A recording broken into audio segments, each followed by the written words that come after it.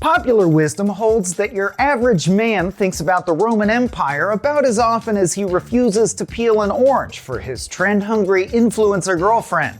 Which is to say, hella times. Heck, I think about Rome so often I have to combine it with how often I think about sex, which makes for some truly god-awful gladiator cunnilingus puns. But hey, I'm no cunnilingual, pussy-eating, good wordplay guy. I'm a pop culture scholar. So let's investigate some of the historical inaccuracies in 2000's Gladiator. That way you can annoy your friends and coworkers with snide comments about wrong stuff in Gladiator II. Are you not edutained? First off, the opening battle in the original Gladiator features a Roman legion taking on the Germanic hordes deep in their own territory, the dense and swampy forests of the north. I'll leave it to other, less charmlarious hosts to break down whether the swords are the right length or the uniforms have the wrong emblems, because frankly, that kind of essay bores the crap out of me. What I do think enriches your viewing experience is an understanding of what these sorts of battles really felt like, especially from the POV of the barbarian hordes. Watching Maximus go on a decapitation spree gives you the impression that Roman legionnaires were finely honed fighters.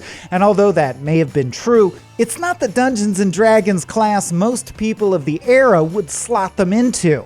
That's because Rome's greatest accomplishments were arguably in the realms of construction and engineering. Romans had concrete buildings, aqueducts, plumbing, central heating, superior medical practices on and off the battlefield, and advanced siege weapons like onager catapults and ballistae. By the standards of most people alive at the time, Rome was like Coruscant, a glittering future city filled with wizards. Instead of shouting battle cries in unison to scare their enemies, which was the style at the time, a Roman phalanx was trained to advance in lockstep and total silence.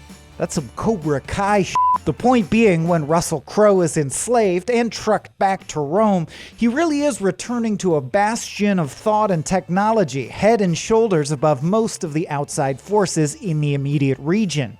Of course, by modern standards, it was still rife with slavery, legalized pedophilia, the unfettered ability for men to beat or murder their wives and children, lead in the water pipes, and just so much and piss. This shot where the gladiators tool down the main drag in a wagon, that street should be about half the width, scarred with wheel ruts, and filled to the gills with human excrement. You also weren't actually allowed to drive carts in the city limits at the time, except at night. So really, the gladiators would be walking barefoot in chains through big piles of poo on their way to the Colosseum. More like a Colosmellum, am I right?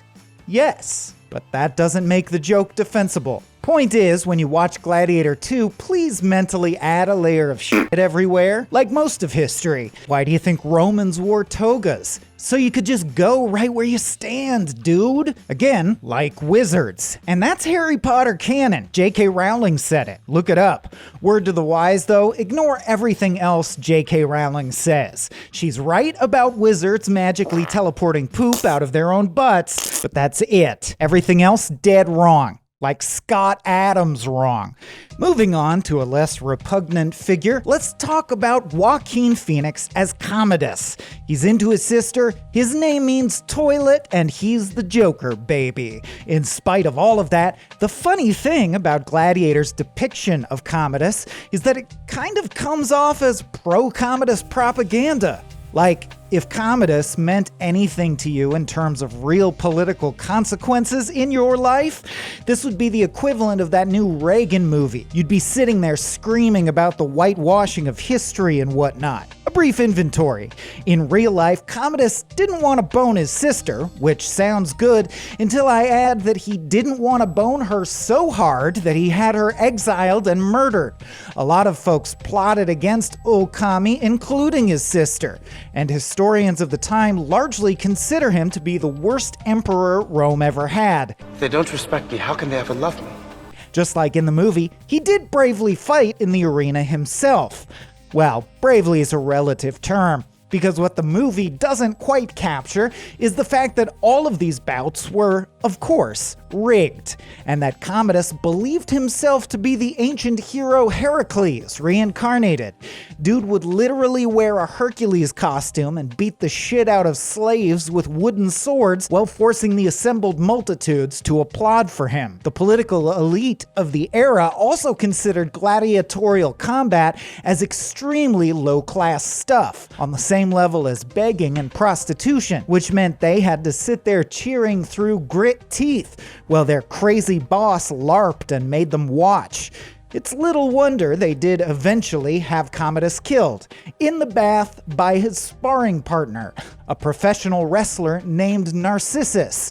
Guy was stone cold stunnered to death while butt-ass naked. Not very Hercules of you, sir. Gladiator also glosses over the less seemly aspects of staged combat. For example, Commodus enjoyed dressing disabled people and amputees up as mythological creatures and mercilessly murdering them while pretending to be Hercules. He also loved killing rare and exotic animals right in front of everyone, which, as you can imagine, only bolstered his runaway popularity. Like how we all love cops because they shoot so many dogs each year. Fact. In fact, Commodus became so popular, at least in his own deranged noodle, that he tried to rename Rome after himself, calling it Colonia Commodianus, basically me city, Swaimtopia. Actually, that has a nice ring to it. One vast pumpkin patch as far as the eye can see. You the pumpkin, Michael. Swaim. Ultimately, though, Gladiator can be forgiven for most of its inaccuracies and is a phenomenal action movie the sequel will be hard-pressed to live up to. In real Rome, things were a little more humdrum, considering we're talking about forcing human beings to fight each other against their will. Gladiatorial combat was usually only 1v1. Featured referees enforcing complex rules and often pausing the match for safety reasons, and rarely ended in death. Chariot races were held in a different place entirely, and big reenactments of historic battles like we see in the movie Gladiator were even rarer. When they did happen, they were almost always naval battles, played out in a flooded arena or on the surface of a lake. In other words, the big action sequences in the movie where Russell fights 8 dudes plus some chariots and a tiger are the historical equivalent of a movie about us, where the main sport people watch is a combination NASCAR/horse race where cross-country skiers have to avoid getting sacked before 4th down or else end up skeet shooting from the penalty box. Sports! We play them! And of course, lastly, Gladiator tells the tale of Marcus Aurelius, Maximus, and the Roman Senate, all defying a fascist creep and returning power to the people. When in fact, Marcus Aurelius and the Roman Senate were brutal oligarchs and plutocrats, heavily relying on tactics we would associate more with street gangs and organized crime. When Commodus really died, it led to a massive power vacuum and what was called the Year of the Five Emperors, a fracturing of the empire that's seen by some historians as the beginning of its fall. Kinda makes you wonder what sort of stuff people in the future will look back at us for and think is gross and despicable. Eating meat? Congolese child minors? Young Sheldon? The correct answer was, there won't be people in the future. I also would have accepted this is a video not structured or billed as a test and with no interactive elements, so I was understandably caught unawares. To try again, simply watch every video in the Cracked channel and write down the 4th letter of the second word in the 8th sentence of each. Now unscramble the letters to reveal how fleeting and meaningless life is. Bye!